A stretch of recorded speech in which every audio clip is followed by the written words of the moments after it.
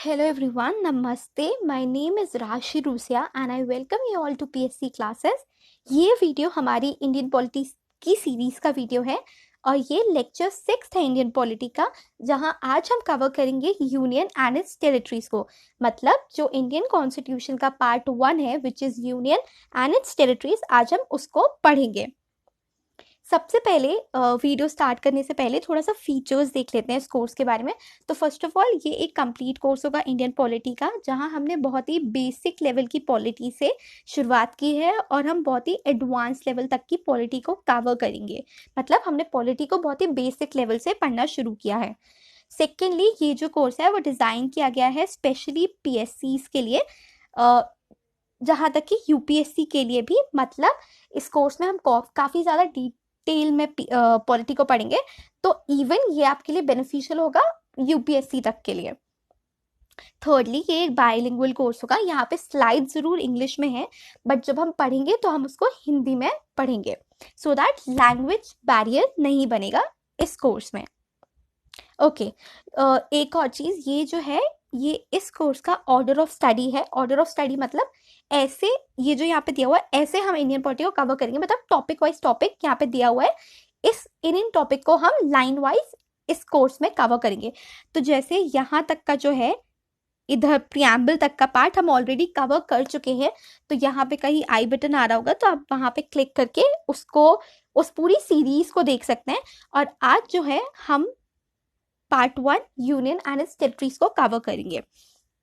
Okay, one more thing, if you are new to this channel, तो आप ये जो ऑर्डर ऑफ स्टडी है उसका स्क्रीनशॉट ले लीजिए, सो दैट आपको याद रहे कि हाँ आज हमने ये पढ़ा और आगे वाला जो लेक्चर है या अपकमिंग जो लेक्चर्स हैं वो इस सब से कॉन्स्टिट्यूट करेंगे।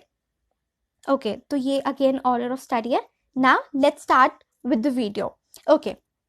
ओके, तो पार्ट 1 जो है इंडियन कॉन्स्टिट्यूशन का, उसका नाम है यूनियन एंड इट्स टेरिटरीज, और इसमें आर्टिकल 1 to 4 आते हैं। तो अब हम एक एक करके सारे आर्टिकल्स को देखते हैं। तो सबसे पहला जो आर्टिकल है, जो कि है article 1 of the Indian constitution, ये बोलता है India which is Bharat is a union of states.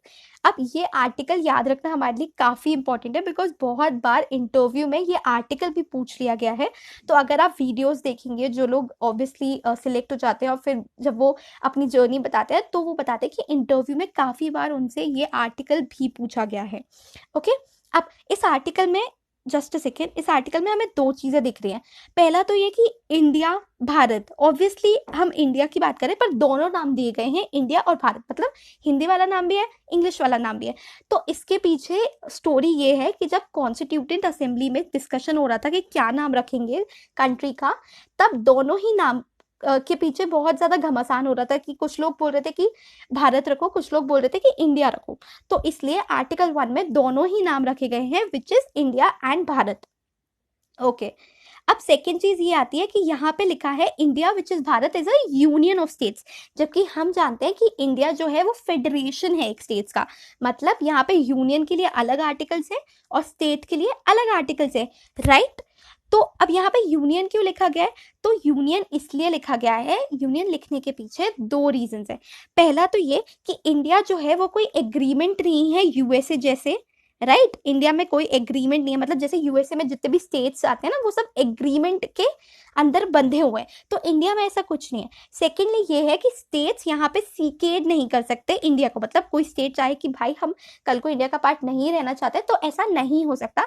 इसलिए इंडिया को यूनियन ऑफ स्टेट्स कहा जाता है। ओके, सेकेंडली हम पहले ही पढ़ चुके हैं कि जो टर्म है फेडरेशन, ये कौन सी कंट्री से लिया गया है। तो आपको कमेंट में बताना है कि फेडरेशन जो टर्म है वो हमने किस कंट्री से बोरो किया है। ओके, अब अगर हम देखें आर्टिकल 1 में जो टेरिटरी है इंडिया की, उसमें क्या क्या चीज़ें आती हैं। तो सबसे पहले आता है टेरिटरीज ऑफ स्टेट, मतलब जितने भी स्टेट्स हैं वो सब इंडिया में शामिल होते हैं। सेकेंडली यूनियन टेरिटरीज इंडिया में शामिल है। और थर्डली वो टेरिटरीज जो इंडिया एक्वायर करेगा, मतलब बाहर की सपोज कोई टेरिटरी है जिसको इंडिया अपने अंदर लेता है, वो भी इंडिया की टेरिटरी में शामिल होगी।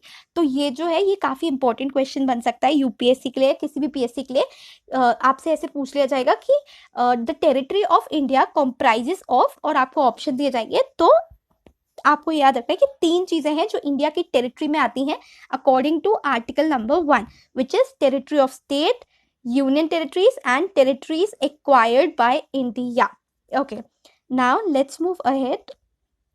ओके, अब हम आते हैं आर्टिकल नंबर 2 पे. सी, जो आर्टिकल नंबर 2 है वो कॉन्स्टिट्यूशन में एज इट इज वर्ड्स में ऐसा दिया गया है, एडमिशन और स्टैब्लिशमेंट ऑफ न्यू स्टेट. सी, हाँ, ऐसा हो सकता है कि सपोज अगर आप ऐसा देख रहे हैं कि कॉन्स्टिट्यूशन में क्या होता है कि बहुत जितने भी वर्ड्स दिए होते हैं या जितने भी आर्टिकल्स को डिफाइन किया गया होता है वो काफ़ी मतलब डिफिकल्ट होता है याद रखने के लिए. तो अब हम ये करेंगे कि हम ऑब्वियसली इसको पढ़ तो रहे कि आर्टिकल 2 में क्या दिया गया है एग्जैक्टली कॉन्स्टिट्यूशन में, बट हम उसका मीनिंग समझते हैं. अब मतलब अब हम आर्टिकल 2 का मीनिंग समझते हैं. सी, अब हमने यहाँ पे देखा कि एडमिशन और स्टैब्लिशमेंट होना है नए स्टेट्स का, वो आर्टिकल नंबर 2 में आता है. तो अब ये जो टेरिटरीज हैं मतलब वो territories, just for example suppose ये इंडिया है, राइट. अब इंडिया के इस आर्टिकल के अंदर इंडिया के बाहर जितनी भी टेरिटरीज हैं, सपोज यहाँ पे हो गया पाकिस्तान या अफगानिस्तान, सपोज इस साइड आ गया, मतलब इस साइड नेपाल है, भूटान है, नीचे श्रीलंका है, राइट. हाँ, आई नो इंडिया स्क्वायर में नहीं है, बट जस्ट फॉर एग्जाम्पल हमने देखा है कि इंडिया, सपोज ये जो चीज़ है ये इंडिया है और यहाँ पे इनकी नेबरिंग कंट्रीज है. कल को अगर इंडिया की नेबरिंग कंट्रीज इंडिया का पार्ट बनना चाहती हैं तो वो सेकेंड आर्टिकल के अंदर आएगा. तो अब इस आर्टिकल के अकॉर्डिंग पार्लियामेंट को पार्लियामेंट जो है वो लॉ बना सकती है इस पे, और फाइनली जो भी बाहर की टेरिटरी है वो इंडिया का स्टेट में काउंट हो जाएगी. ओके, एक बार और इसको थोड़ा सा देख लेते हैं, जस्ट अ सेकेंड. ओके, हमने बेसिकली ये देखा कि आर्टिकल 2 में ये बताया गया है कि नए स्टेट्स का स्टैब्लिशमेंट होता है या एडमिशन होता है. मतलब इंडिया के बाहर जितनी भी कंट्रीज हैं, सपोज वो कल को इंडिया का पार्ट बनना चाहती हैं, तो वो पार्लियामेंट को, हमारे कॉन्स्टिट्यूशन ने पार्लियामेंट को लॉ बनाने के लिए कहा है और वो इंडिया का पार्ट बन जाएंगी वो टेरिटरीज. ओके, इसका अगर हम एग्जाम्पल देखें, जो सबसे इम्पोर्टेंट और सबसे कॉमन एग्जाम्पल है वो सिक्किम का है, राइट. सिक्किम जो है वो 36th कॉन्स्टिट्यूशनल अमेंडमेंट से इंडिया में आया. सिक्किम पहले इंडिया का पार्ट नहीं था 1975 से पहले. 1975 में 36th कॉन्स्टिट्यूशनल अमेंडमेंट से इंडिया का पार्ट बना है सिक्किम. इससे पहले सिक्किम में चगोल रूलर्स का रूल था, मतलब चगोल रूलर्स रूल कर रहे थे सिक्किम में, बट फिर 1975 में सिक्किम जो है वो इंडिया का पार्ट बन गया. मतलब पहले सिक्किम बाहर का ही था. तो ये आर्टिकल 2 के अंदर हुआ है. Okay, now let's move ahead. अब हम आते हैं article 3 of the Indian constitution में. ठीक है, अब हम आर्टिकल 3 की डेफिनेशन देख लेते हैं, या ये देख लेते हैं कि आर्टिकल 3 एज इट इज कैसा दिया गया है कॉन्स्टिट्यूशन में. तो आर्टिकल 3 डिफाइन करता है formation of new states and alteration of areas, boundaries और नेम्स ऑफ एग्जिस्टिंग स्टेट्स.